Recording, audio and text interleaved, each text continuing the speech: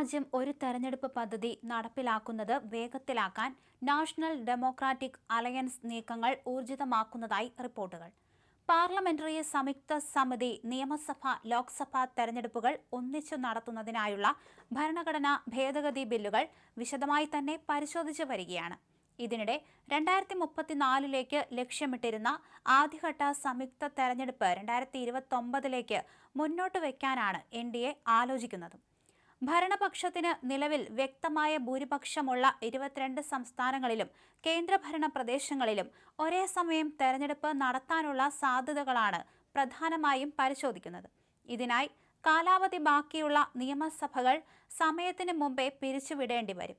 നിലവിൽ ഈ 22 സംസ്ഥാനങ്ങളിൽ 4 ലോക്സഭാ തെരഞ്ഞെടുപ്പിനോടൊപ്പമാണ് നിയമസഭാ തെരഞ്ഞെടുപ്പും നടക്കാറുള്ളത്.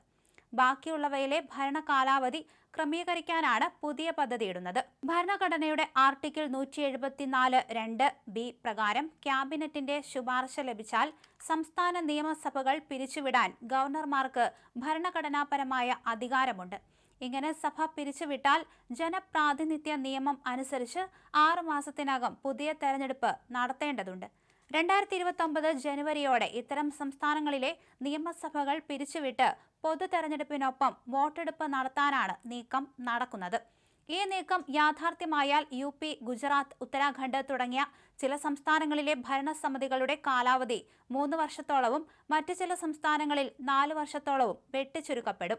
ഡൽഹിയിൽ പുതിയ ഭരണസമിതിക്ക് 1 വർഷത്തെ കാലാവധിയാണ് കുറയുക.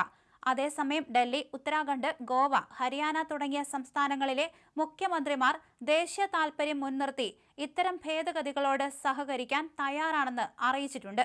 എന്നാൽ പ്രതിപക്ഷ കക്ഷികൾ ഈ നീക്കത്തിനെതിരെ ശക്തമായി തന്നെ രംഗത്ത് വന്നിട്ടുണ്ട്.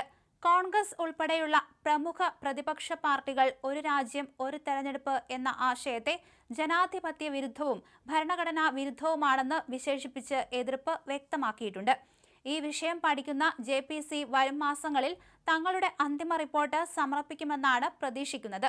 മറുവശത്ത് കേന്ദ്ര ഭരണകക്ഷിയായ BJP വരാനിരിക്കുന്ന നിയമസഭാ തെരഞ്ഞെടുപ്പുകൾക്കായി പാർട്ടി തലത്തിലുള്ള തയ്യാറെടുപ്പുകളും ശക്തമാക്കിയിട്ടുണ്ട്.